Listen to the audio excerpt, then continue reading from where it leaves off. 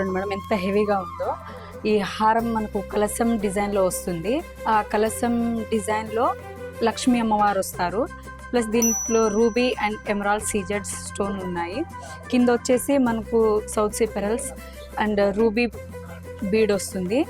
మనకు లక్ష్మీ అమ్మవారు కూడా చాలా డీటెయిలింగ్తో వస్తారు. ఈ వెయిట్ వచ్చేసి మనకు 55 గ్రామ్సే ఉంది. 55. సో చూడొచ్చు, అంటే కలశం డిజైన్ అన్నారు.